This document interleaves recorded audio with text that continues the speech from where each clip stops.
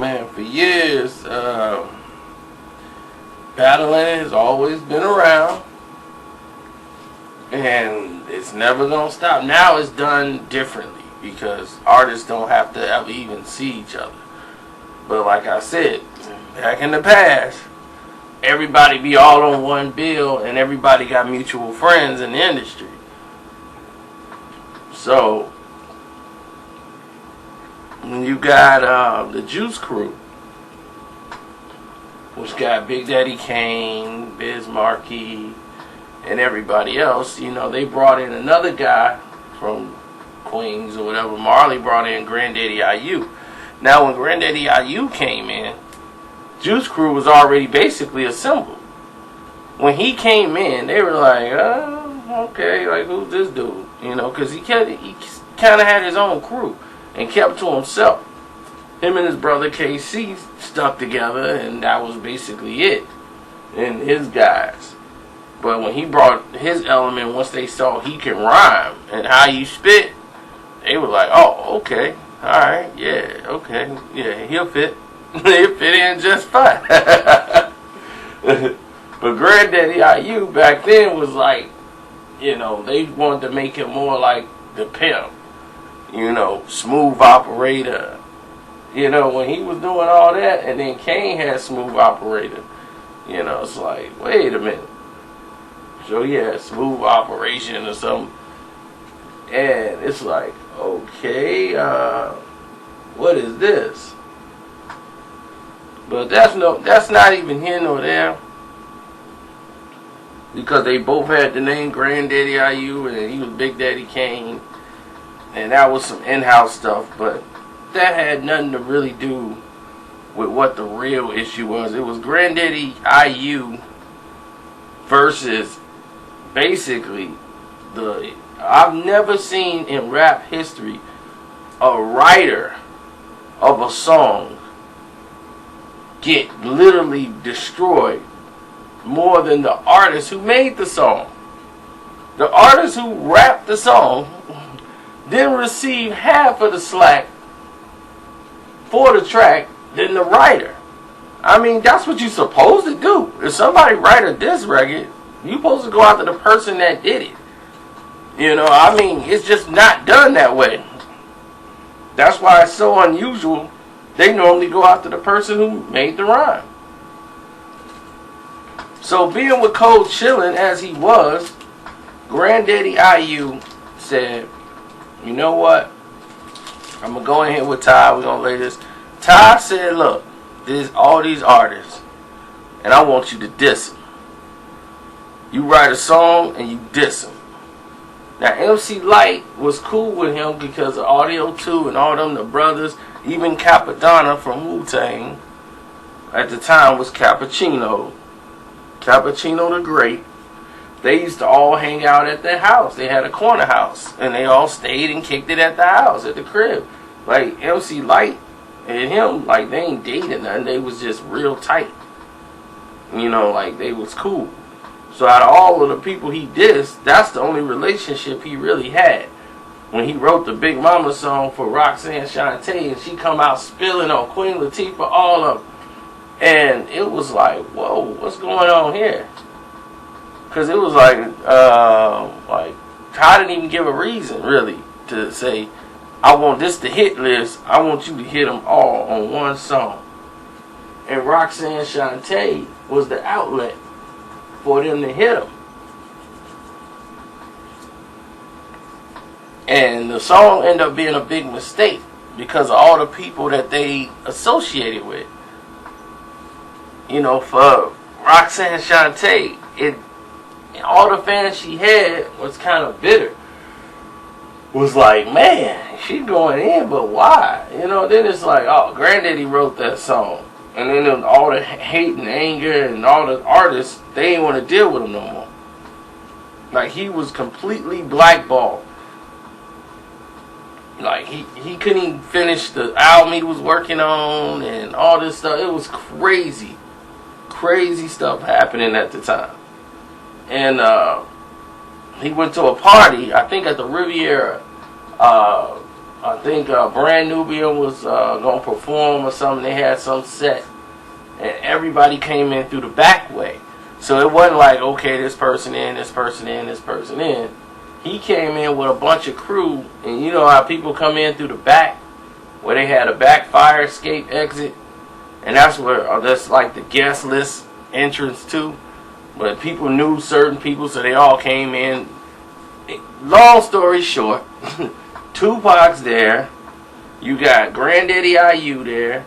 You got who else was there? It was Grand Pooh. It was a whole bunch of MCs there. But it was mostly on the brother tip. Like, yo, my brother, you know, peace to the gods. All that type stuff was going on that day. So Granddaddy I.U was there, and Treach see him, and Treach is like, he had them black shades on in the club.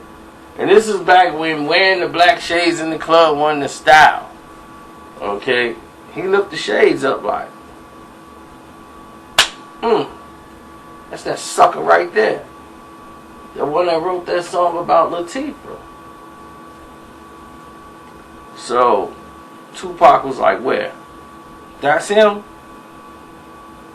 So Pac went over there, talked to him, you know, said some words, and then his brother and Tupac got into it.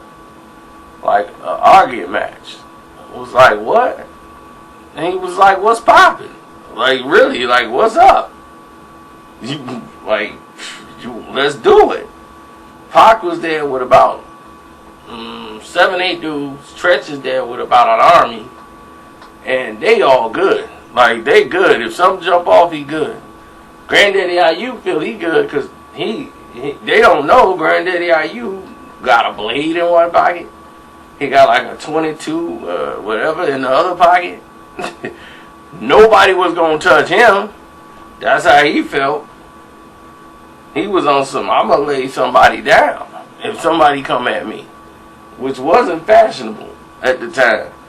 But Granddaddy I.U was strapped to the nines.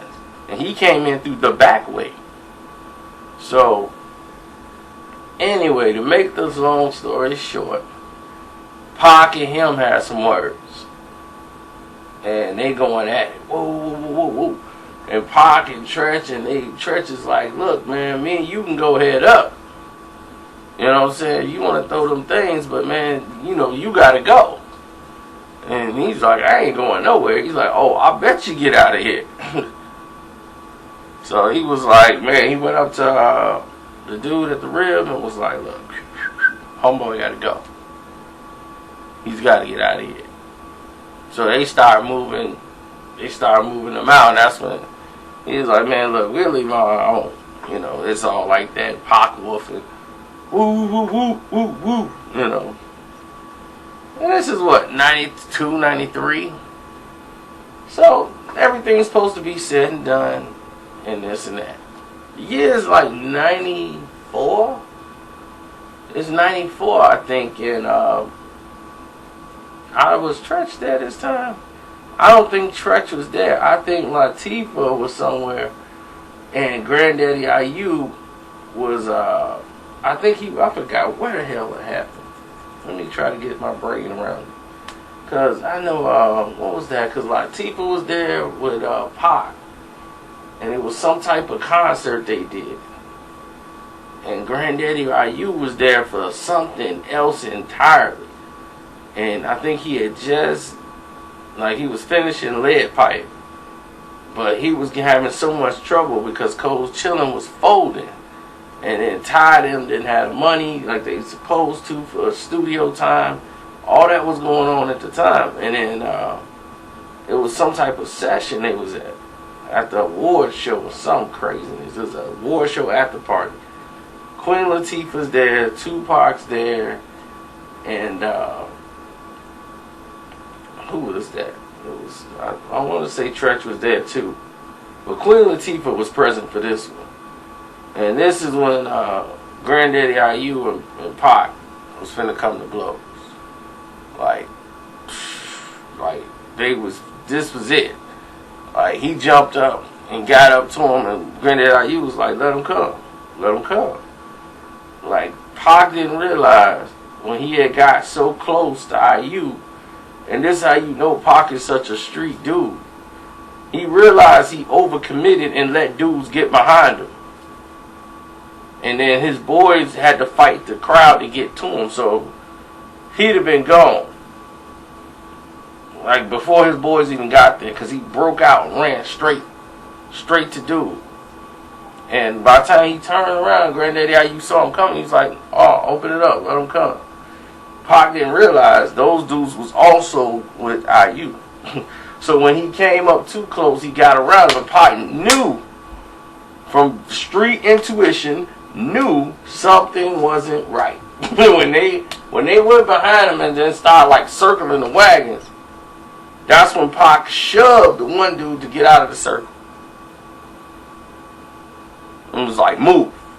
And then dude moved over, and what's his name? Stretch was there with Pac. He came up, got in Granddaddy I.U face.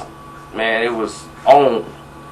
And Queen Latifah had called for Pac to come back and was like, "I love you, brother. Come on back." You know, like, it ain't even worth it. Like, I don't even talk to him. Like, nobody deal with him no more. Like, he basically looking for something to get back in the game. Like, he's done. And sure enough, his album came out. Nobody would push it. Nobody's trying to expose, like promote the record. And Lead Pipe, my God, is probably one of the most bit albums of all times. If you listen to Lead Pipe, the jazz sound that he was using back then, almost every song has been basically sampled and reused.